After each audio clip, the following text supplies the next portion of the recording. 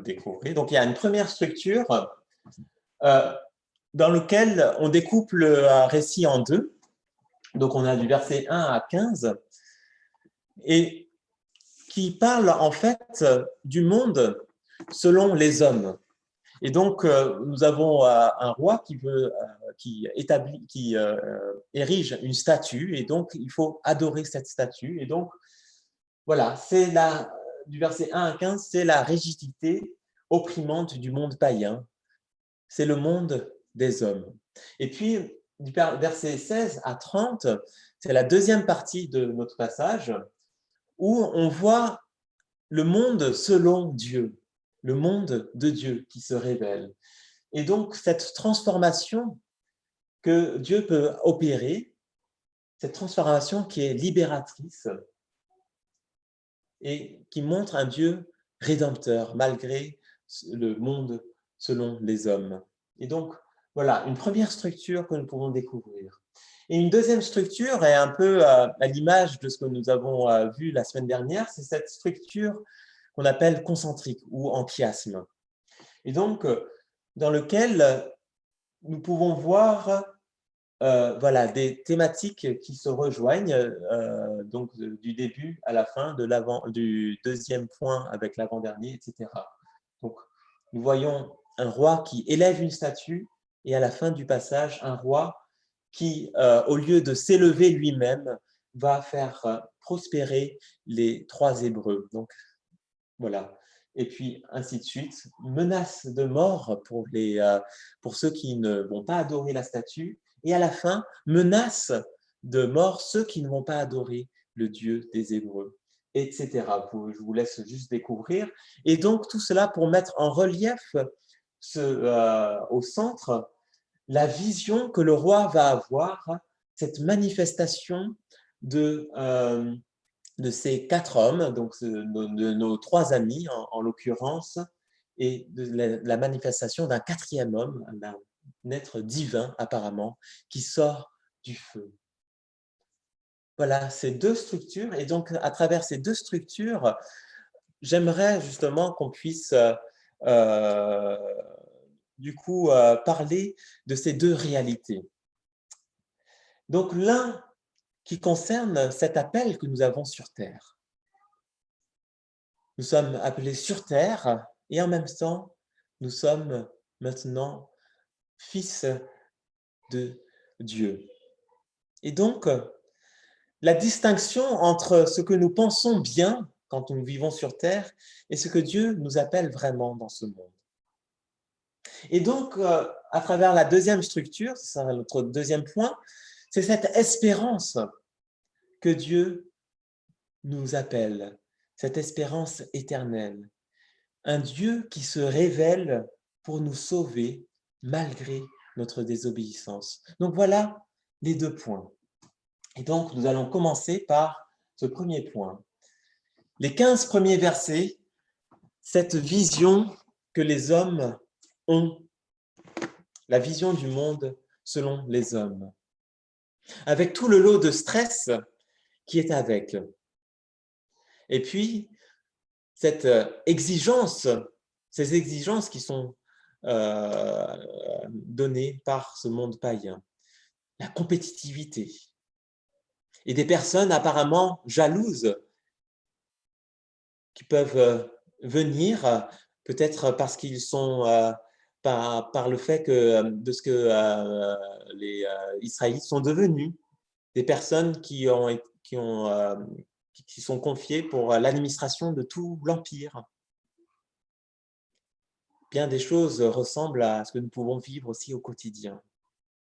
Combien dans le monde du travail, nous pouvons voir des personnes jalouses qui vont essayer de faire de sorte de nous faire sortir de, de,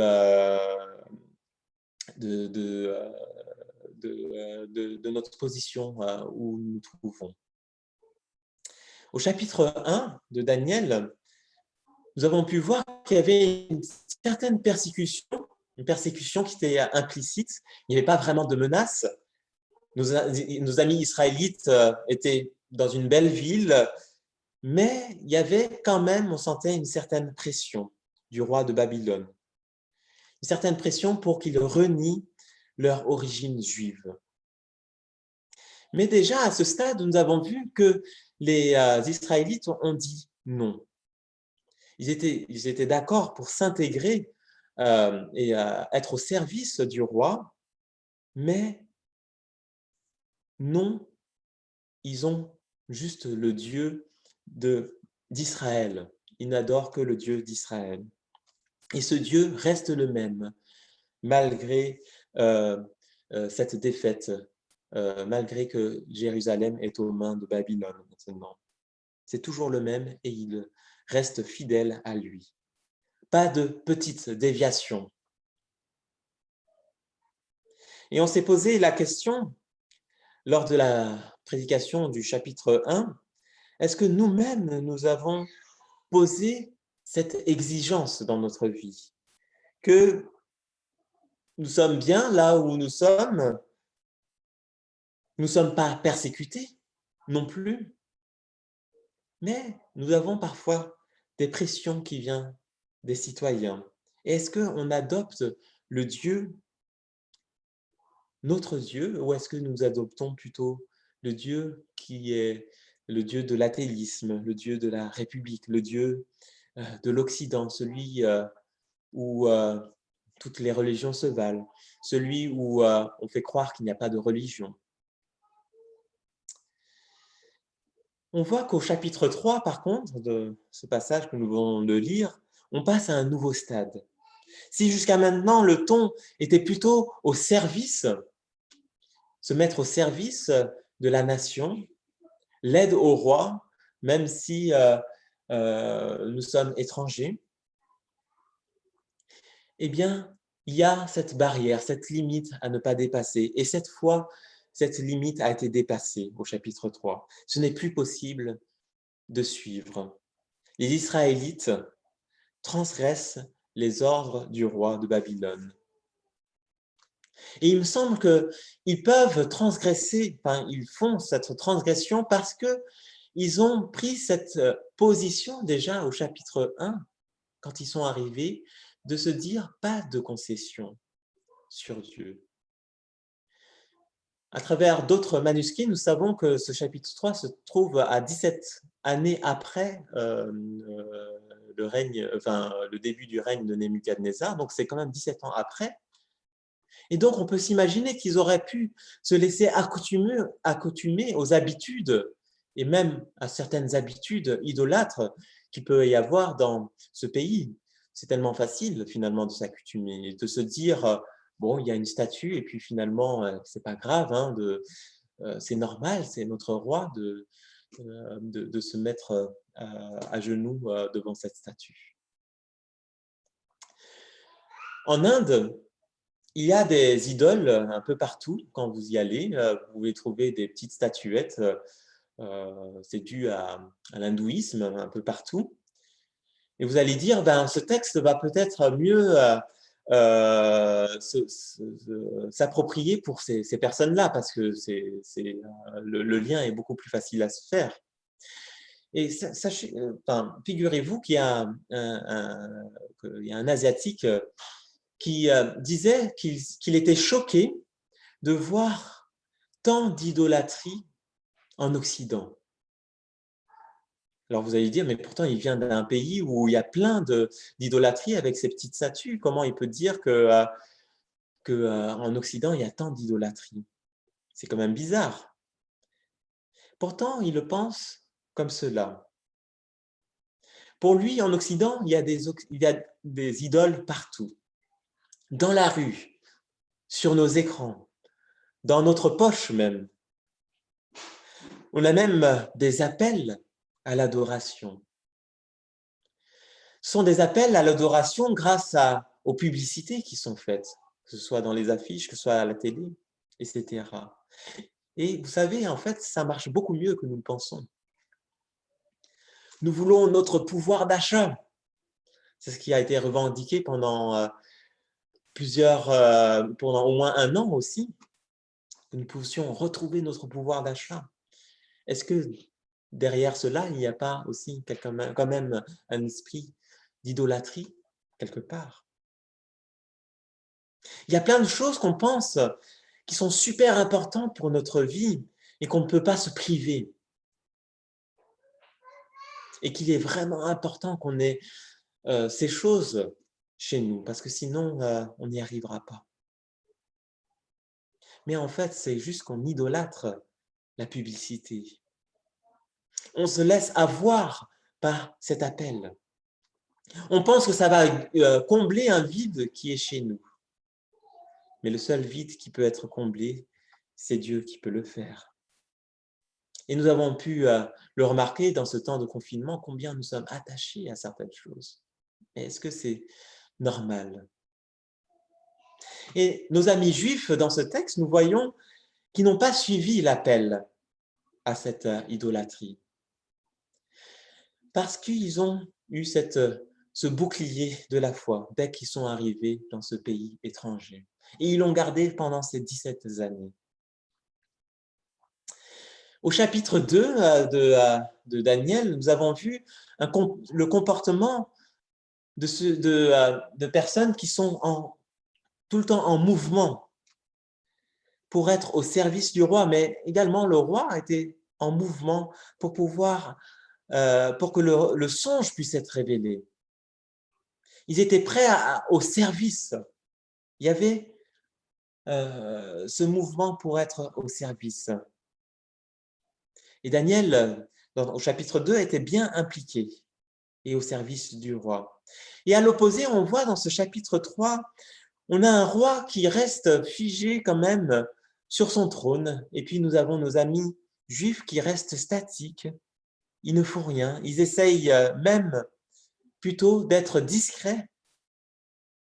Et on voit que ça n'a pas fonctionné. Ils ne se présentent pas à la statue et ça se voit. La relation est rompue au chapitre 3 parce qu'il n'est plus possible de servir l'Empire dans ces conditions. Mais voilà que tout d'un coup, on aperçoit au chapitre 3 du mouvement. De façon calme, nos amis marchent dans le feu de la fournaise, dans ce feu qui est 7 fois plus chaude que d'habitude. Et pourtant, ils sont calmes, mais en mouvement. Et donc, malgré les apparences dans ce début de récit d'un Dieu qui semble absent, eh bien Dieu est bien présent. Malgré la persécution, Dieu sauve son peuple qui est fidèle à lui. Et cette marche qu'on voit au milieu de la fournaise, on peut la comparer également à cette marche que le chrétien doit avoir. Nous avons lu 1 Thessaloniciens 2, verset 12, où il est dit « Vous exhortant, vous consolant, vous conjurant de marcher d'une manière digne de Dieu qui nous appelle à son royaume et à sa gloire. » Il y a cette marche. Et il y a différents textes, mais nous pouvons lire aussi Colossiens 1, verset 10, par exemple, « Marcher d'une manière digne du Seigneur et lui être entièrement agréable, porter du fruit en toutes sortes de bonnes œuvres, en toutes sortes de circonstances, de bonnes œuvres et croissant par la connaissance de Dieu. » Il y a plein de textes dans le Nouveau Testament également qui parlent de cette marche du chrétien. Et là, nous voyons cette marche aussi, calme malgré cette persécution, malgré ce feu ardent. Au chapitre 2 également, Daniel est actif parce qu'il ne veut pas mourir. Il ne veut pas mourir pour cette histoire du rêve du roi. Mais là, au chapitre 3, nous voyons nos amis qui sont prêts à mourir s'il le faut. Et donc, il n'y a rien à faire à part rester statique, rester là où ils sont, essayer de se faire discret pour ne pas mourir. Mais leur volonté d'être attachés à Dieu ne changera pas cette persécution.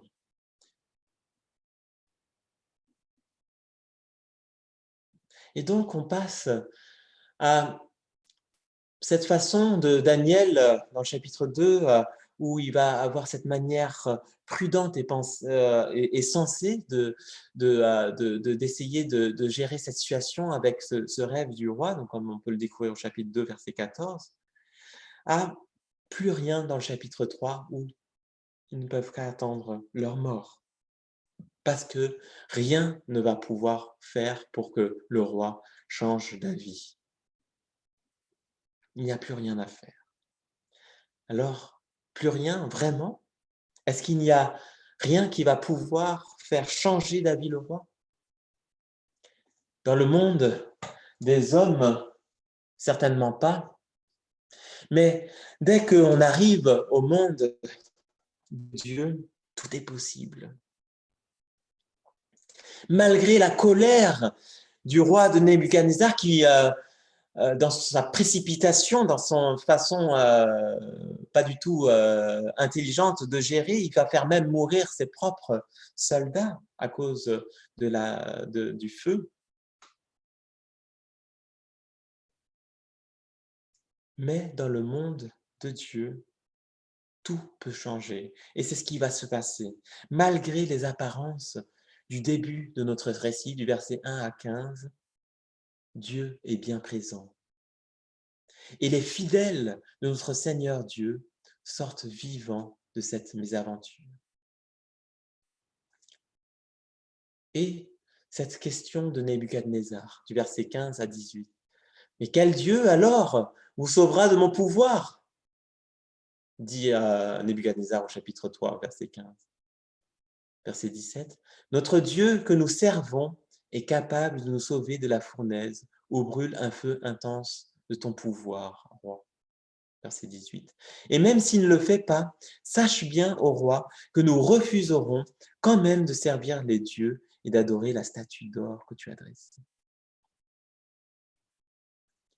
On voit que, est-ce que Dieu aurait pu ne pas sauver nos amis? C'est ce que laisse entendre le verset 18, les amis israélites, que même s'il ne le fait pas, on le fera. Est-ce que c'est un manque de foi, finalement, de se dire que peut-être il ne va pas nous sauver? Parce qu'on peut se dire, mais si on le demande avec force, eh bien, Dieu, il est obligé finalement de nous délivrer. Et là, nos amis israélites disent non, même s'il ne le fait pas, nous refuserons quand même de servir les statues d'or. Mais en fait, ça nous pose cette question et ça rejoint un peu la réflexion que nous avons eue la semaine dernière aussi sur l'Épître aux Hébreux, sur la foi. C'est que Dieu n'a pas promis qu'il va guérir tout le monde, même pas ceux qui sont fidèles à lui. En tout cas, dans notre monde, dans le monde que nous vivons encore aujourd'hui. Il n'a pas promis qu'il va guérir tout le monde dans sa parole. Il y a une promesse de guérison, d'espérance, de guérison dans notre vie d'après. Mais sur terre, il n'a pas promis de guérir tout le monde. Il n'a pas promis qu'il nous sortira toujours vivants, que nous sortirons toujours vivants de chaque situation, même si nous sommes à lui. Mais il nous est demandé de prier avec foi. Parce que quoi qu'il arrive, si nous sommes en lui, nous sortirons toujours vainqueurs. Mais rappelons-nous que nous ne connaissons pas tous les plans de Dieu pour autant. Et il ne nous a pas promis qu'il nous sortira toujours de la guérison ici sur terre. Et c'est pour cela que nos amis israélites pouvaient dire que nous ne sommes pas sûrs si il va nous sortir de là. Mais ils ont décidé, malgré tout, que leur Dieu reste leur Dieu, parce qu'ils ont cette espérance future. Parce que c'est vrai que nos amis israélites auraient pu dire, bon là, c'est pas grave, on va faire une petite digression, on va laisser passer. On va quand même pas risquer notre vie pour une statue quand même. En plus, c'est juste pour une fois en 17 ans. C'est pas grave. Pourtant, c'est la relation avec Dieu qui est en jeu dans cette histoire. Si tu ne dis pas non à ce moment-là, mais qu'est-ce que Dieu va pouvoir t'apporter? Tu veux avoir des miracles, mais tu ne permets même pas à ce qu'ils puissent arriver. Si tu es devant cette statue et tu la regardes, Dieu va dire, c'est dommage, j'avais prévu des choses bien plus extraordinaires pour toi, une relation qui est pour d'éternité avec toi, une relation forte qui va te permettre de découvrir un sens profond de ce que la vie est appelée avec moi. Si nos amis sont allés dans cette fournaise, c'est qu'ils ont compris que ce qui compte dans la vie, c'est bien plus que ce qui peut leur arriver. Bien sûr que Dieu n'agit pas toujours en sortant de cette fournaise de cette façon. Il y a des millions de chrétiens qui ont été persécutés, qui sont morts, et nous avons des traces, nous avons des exemples même dans le Nouveau Testament. Mais ils ont compris ce qu'est la vie, ce que la vie est appelée à être.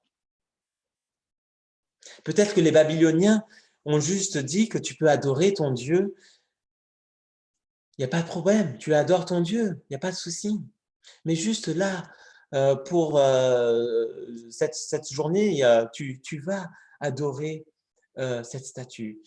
Tu peux adorer 364 jours de l'année ton Dieu, mais juste cette journée. C'est important que tu fasses cela, que tu te mettes à genoux devant cette statue. Et pourtant, ce n'est pas cette relation que Dieu appelle à faire.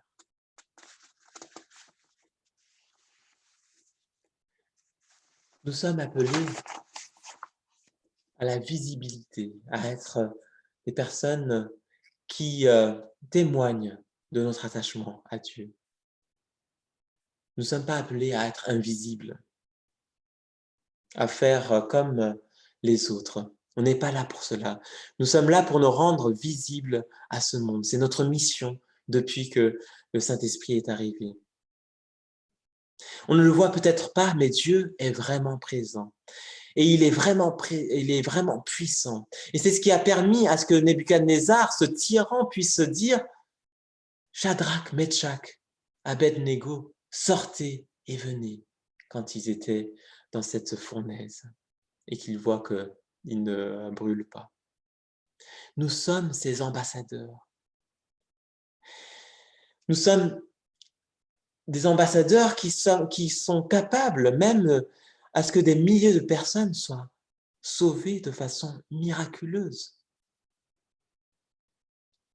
Et oui, parce que si ça ne se fait pas de cette façon spectaculaire avec une fournaise, il y a des personnes chaque jour qui peuvent mourir parce qu'ils n'ont pas reçu l'Évangile. Et des milliers de personnes sont sauvées de façon miraculeuse parce que nous avons ce témoignage visible de la présence de Dieu. Le problème, c'est qu'on n'y croit peut-être pas trop et que du coup, on ne fait pas autant qu'on pourrait faire. Pourquoi, quand on a prié pour que des voisins de l'église viennent au concert, eh bien, ces voisins sont venus? C'est parce que notre mission a été de pouvoir rendre visible l'œuvre de Dieu. Nous avons prié et Dieu a agi. Dieu a permis à ce que les voisins puissent entendre l'Évangile. Et ça a marché. C'est une première étape. Et ça a marché également pour Nebuchadnezzar, ce tyran. Une transformation et une conversion a eu lieu. Il va être bénéficiaire du témoignage de la fidélité que nos amis israélites ont eue à Dieu, malgré cette fournaise.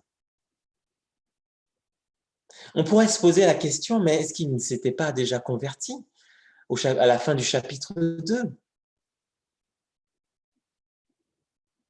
Eh bien, tant que les idoles sont présentes dans notre vie, tant que nous ne rompons pas avec nos mauvaises pensées, conduites, nos mauvais penchants, nous pourrons dire, comme à la fin du chapitre 2, ce que fait Nebuchadnezzar, on pourra dire que Dieu est grand, mais agir par la suite de façon complètement inverse.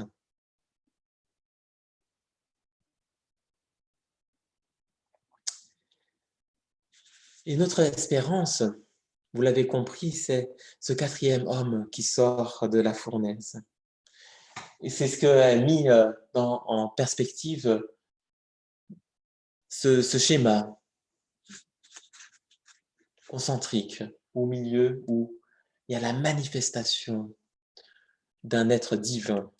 Et cet homme qui est très probablement ce fils de l'homme qu'on peut découvrir aussi au chapitre 7, dans lequel Jésus s'identifie également.